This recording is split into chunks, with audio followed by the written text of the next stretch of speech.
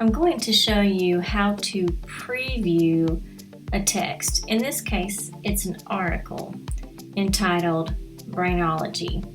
So when I look at a text, in this case an article, I always want to preview it. Do that with every single text before you start reading. Part of previewing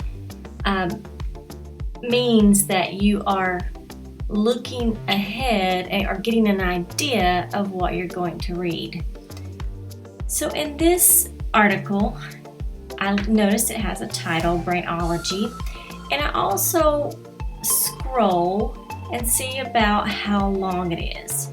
This gives me an idea of, how long it's going to take me to read, how much time I got to put into it. Okay, I see it's not too terribly long, 5 or 6 pages here, a lot of references.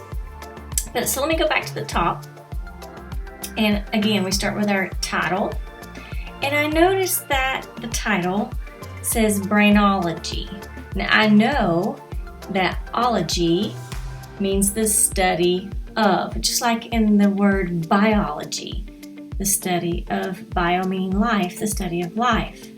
Brainology would be the study of the brain. So this article, I already know, is going to have something to do with the brain or the study of the brain. I see that it was written in the winter of 2008. Now, if it was about technology, which changes like every 6 to 18 months, it doubles, this would be not up to date. However, when it's something like the study of the brain, it's probably still good information. I also noticed that the author is Carol Dweck. I happen to recognize that author because she leads the growth mindset research. She's well known in that arena, and I've studied a lot about a growth mindset. So I see that she has written this article. So already in my head, I'm saying, okay, it's the study of the brain, and I know who she is, so it's probably got a lot to do with the growth mindset. And I see that there's an introduction. Usually when I preview, I'm going to read that introduction before, and get more of an idea of what the article is. But I want to go ahead and look at the structure or the format of this article. I see that there's headings, some main headings here. And I kind of like that because it helps it chunk up the information for me so that I can take this one section, mindsets and achievement. When I finish reading that section, I can kind of review that to check my understanding.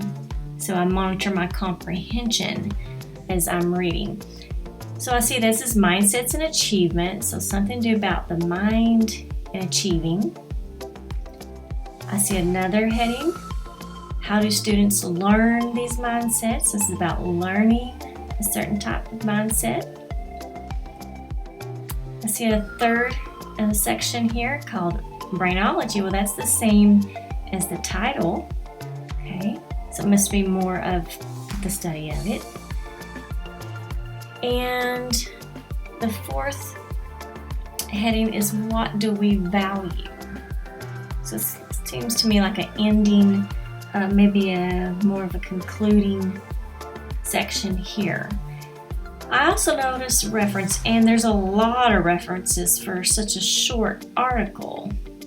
I also noticed her name a lot, Dweck. So I noticed that she has included her own references. So you have to determine where she's coming from. Her own approach is her own viewpoint as well. And at the bottom, if you didn't know her or weren't familiar, I always like to see about the author because that gives me a background information about where this author's viewpoint is coming from. So Carol Dweck is a well-known researcher at Stanford. It says that she's a professor there and the author of Mindset. Okay. Okay, so she does a lot of work with mindset. So I'm going to go back to the top, and as I'm doing this preview, I want to remember that I need to determine a purpose. So the purpose of reading this article is to learn more about the growth mindset and how the brain works with that. I also want to focus my full attention, so I want to make sure I'm ready and I'm set myself up for a positive experience here. And I want to try to build up my own knowledge and from what I know already, so that I have a hook to hook this learning, the new learning that I come across, into my old learning. So I'm going to go ahead and read this introduction and hope build more up of my background knowledge. This is an exciting time for our brains. More and more research is showing that our brains change constantly with learning and experience, and that this takes place throughout our lives. Okay, I'm going to stop right there. As I know, or I've been learning lately, that our brains constantly are changing. Not too long ago, the fixed mindset, or that our learning was set and didn't change, our learning didn't change much throughout our lives, has been kind of proven false. So the more and more research is showing that our brains change with learning and our brain grows. I continue to read. Does this have implications for students' motivation in learning? It certainly does. In my research in collaboration with my graduate students, we have shown that what students believe about their brains, whether they see their intelligence as something that's fixed or something that can grow and change, has profound effects on their motivation, learning, and school achievement. Okay, that was a huge chunk there. So I want to stop, make sure I understood what I read so far. So what students believe. So I've made a comment here, what they believe. So the beliefs and attitudes can affect our success. That's phenomenal. You know, what you believe, what you think, and your attitude about it will affect your success. And here, like I mentioned before, she cited her own work.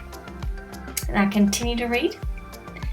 These different beliefs or mindsets create different psychological worlds, one in which students are afraid of challenges and devastated by setbacks, and one in which students relish challenges and are resilient in the face of setbacks. Okay, so I see two different worlds or mindsets, and this reminds me, I made a text-to-text connection, of Angela Duckworth's TED Talk last week when we were studying grit. She cited Dweck's research work on students' growth mindset as a predominating factor of students' higher level of grit. So those who showed more grit had that growth mindset. So I'm going to continue to read. How do these mindsets work? How are the mindsets communicated to students? And most important, can they be changed? As we answer these questions, you will understand why so many students do not achieve to their potential, why so many bright students stop working when school becomes challenging, and why stereotypes have such profound effects on students' achievement. I could go back in that sentence. A lot there that was said, so I'm going to go back a little bit. As we answer these questions, you will understand why. So already she's given us a purpose. Dweck states what the reader is going to learn by reading this article. So this is the author's purpose for writing. And she says, bright students stop working when school becomes challenging. So many of them, right? And that's maybe like athletes I've seen in sports. You know, you've seen 5-star athletes that don't pan out and 3-star athletes that'll step up. Maybe that's got something to do with their mindset. The sentence here says, you will also learn how praise can have a negative effect. What? How could praise hurt? How could praise have a negative effect on students' mindsets, harming their motivation to learn? And that might surprise you, as it did me when I first learned this quite a few years ago. And so I made it a point to know how to praise correctly, especially when raising my own children. Okay, so I will learn more about this in this article. So as you continue to read, maybe go back and check these questions. And at the end, when you come back, are you able to understand the answers to these questions? If not, perhaps you need to try a new strategy, maybe a strategy of rereading or looking up vocabulary. All right, so go ahead and finish reading this article and see what you think of it. Remember to take notes. You can do like I have done, write on the document on the computer.